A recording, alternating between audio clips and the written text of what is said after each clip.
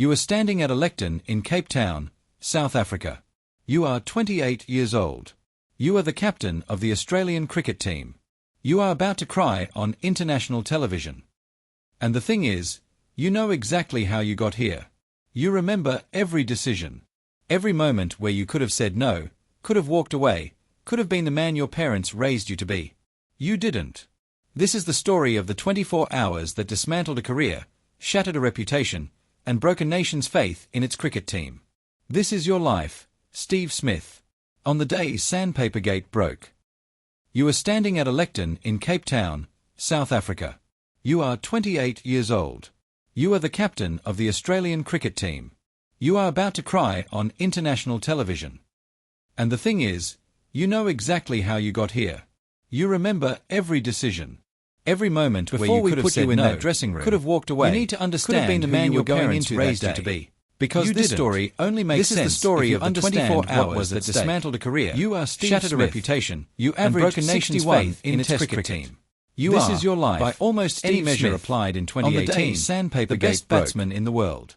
You have been compared to Don Bradman, not by fans on the internet, but by serious cricket journalists who choose their words carefully. You do not receive that comparison lightly. You grew up in Sutherland, Sydney. Your father spent hours in the backyard throwing balls at you. You were a leg spinner first, awkward, unusual, the kid who seemed too twitchy to be a serious cricketer. Then somewhere in your late teens, the batting took over, and what emerged was one of the most idiosyncratic and effective techniques the game has ever seen. Your stance is strange. Your initial movement is stranger.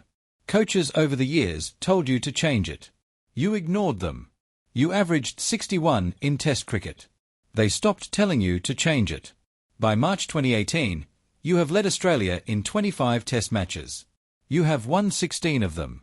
You are in South Africa for a 4-Test series that Australia trails 1-0.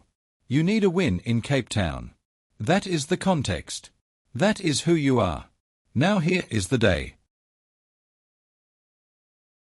You wake up in your Cape Town hotel room on the morning of the 24th of March, 2018. Third day of the third test. Australia need to bat well and then bowl South Africa out on a pitch that is deteriorating. It is the kind of challenge you have navigated dozens of times. Over breakfast, your leadership group meets. Cameron Bancroft is there. David Warner is there. Other senior players filter in and out. What happens in that meeting? Who said what? Who proposed what? Who agreed and who hesitated, has been reconstructed from interviews, testimony, and the subsequent Cricket Australia investigation. But the core of it is this. Someone in that room suggests using a piece of yellow sticky tape with granules of dirt on it to rough up one side of the cricket ball and generate reverse swing. This is ball tampering. It is against the laws of cricket. It is against the ICC Code of Conduct. It has ended careers before. You hear the plan. You do not stop it. In the investigation that followed, you would say that the plan was hatched by the leadership group, that you were aware of it, that you did not instigate it, but that you did not prevent it either. You are the captain. It is your team. The buck stops with you and you know it. And yet. You go out to field. Cameron Bancroft goes out to field. In his pocket is a yellow taped piece of sandpaper. This is the part that is hard to explain, not just to the public, but to yourself. You are not a cheater by nature. Your career has been built on relentless hard work and technical mastery. You have never needed to cheat. You are the best batsman in the world without any assistance from anyone or anything. And yet here, on a deteriorating pitch in Cape Town, trailing a series you desperately need to win, someone in your leadership group proposed a plan and you did not say the one word that would have stopped it. No. One word. 2 letters. The word you did not say. Duration of the plan. Discussed over breakfast. Duration of the consequences. Years. During the 40th over of South Africa's innings, Cameron Bancroft crouches down and applies the tape to the ball.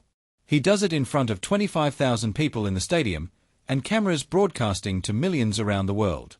He then notices he is being filmed. He puts the tape in his pocket. Then, with a decision-making process that defies explanation, he puts it down his trousers. You are at mid-on. You can see what is happening. You say nothing. You go out to field. Cameron Bancroft goes out to field. In his pocket is a yellow taped piece of sandpaper. This is the part that is hard to explain, not just to the public, but to yourself. You are not a cheater by nature. Your career has been built on relentless hard work and technical mastery. You have never needed to cheat. You are the best batsman in the world without any assistance from anyone or anything. And yet here, on a deteriorating pitch in Cape Town, trailing a series you desperately need to win, someone in your leadership group proposed a plan and you did not say the one word that would have stopped it. No. One word. 2 letters. The word you did not say. Duration of the plan. Discussed over breakfast. Duration of the consequences. Years. During the 40th over of South Africa's innings, Cameron Bancroft crouches down and applies the tape to the ball. He does it in front of 25,000 people in the stadium and cameras broadcasting to millions around the world. He then notices he is being filmed. He puts the tape in his pocket. Then, with a decision-making process that defies explanation, he puts it down his trousers. You are at mid-on. You can see what is happening. You say nothing. The broadcast team has caught it. The footage is clear. There is no ambiguity.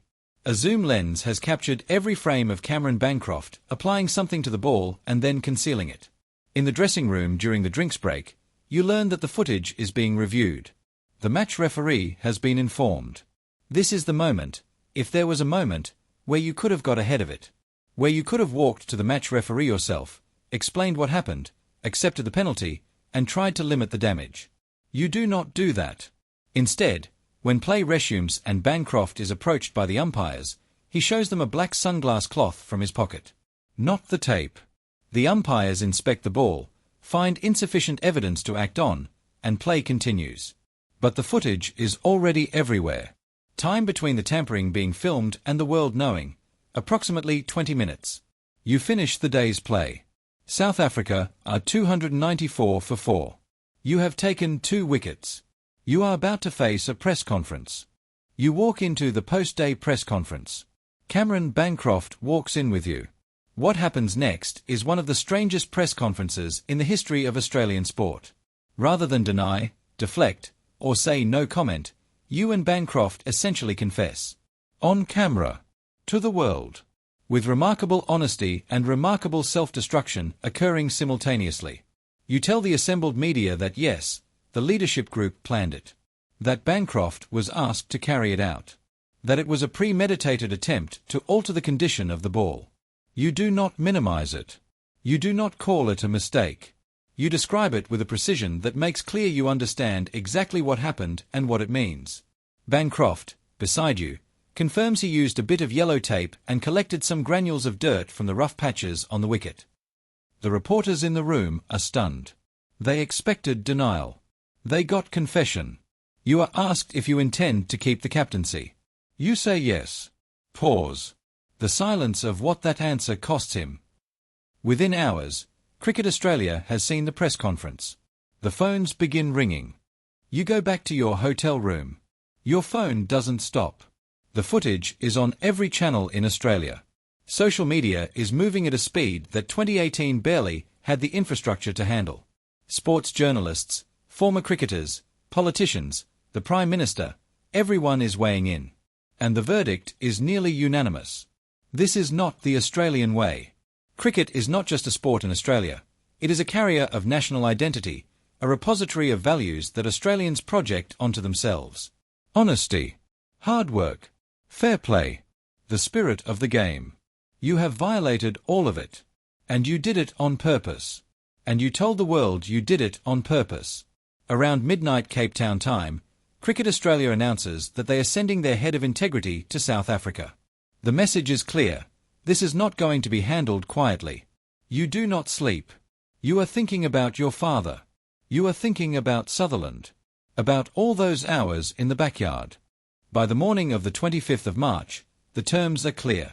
Cricket Australia will suspend Steve Smith and David Warner for 12 months. Cameron Bancroft for 9 months. Smith and Warner will also be barred from any leadership positions in Australian cricket for an additional year after their return. You accept the suspension without appeal. The series continues without you. Australia lose the Test match by 322 runs. They lose the series. Tim Payne, The wicketkeeper takes over as captain.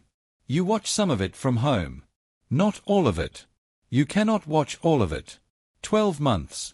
In cricket terms, 12 months at your age, 28, is significant but survivable. You will come back. Your technique will still be there. The average of 61 will not disappear because of 12 months away from the game. But the reputation. That is something else. Steve Smith, 12-month ban. David Warner, 12-month ban. Cameron Bancroft, 9-month ban. 3 days after the initial press conference, on the 29th of March, you land in Sydney. You walk through the airport with your father.